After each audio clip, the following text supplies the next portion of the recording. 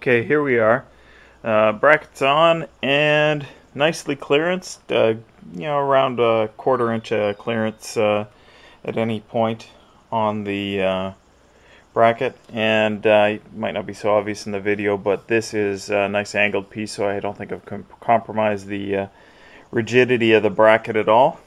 So I think we're good. Okay, so I'm starting to install the injectors. Here's a typical one on a box, and there's one that I've screwed in but haven't torqued yet. I'm feeling a little bit of skepticism about where these ones were made. There is no origin marking on the box, but nor on the injector themselves, but I have a sneaking suspicion that these are Chinese made just by the quality of packaging, so I'm a little disappointed by that. You know, the eBay ad I bought them off of implied heavily that he didn't have any respect for Chinese injectors, but I don't know, it seems that he sells them. Okay, so the fuel injectors and glow plugs are all in and torqued.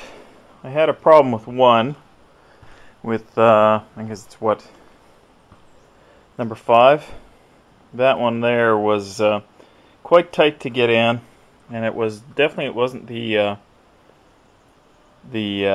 head itself, it was the injector, because I tried it in several other spots, and that was the spot that it was actually the loosest spot.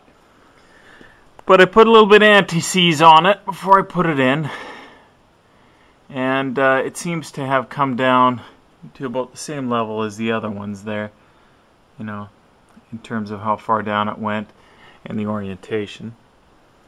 And so I'm satisfied that that's okay. So now, next thing to do is not the injector lines like you might think. I've got to go and wring out the wiring harness, because it's got to be buried in the, well, it's not really the lifter valley, but this valley down here. And connect it up. So anyways, just one thing that you might notice here is the paint didn't adhere very well. It lifted a bit in spots here. So I don't know if that's the primer's fault, or if that's the paint's fault, or if it's my fault for not prepping it correctly, whatever. But I'm not too worried about it. Like, it wasn't like the engine was going to be a show engine. You can see by the rust on the injector pump.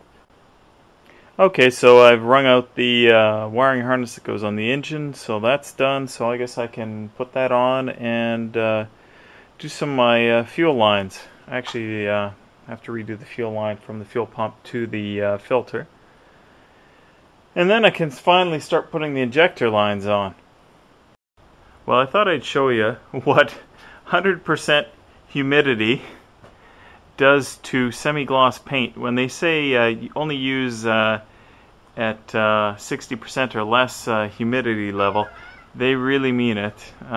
That turned a semi-gloss paint into a flat paint. So unfortunately these will have to get another coat of paint, but when the humidity level is done.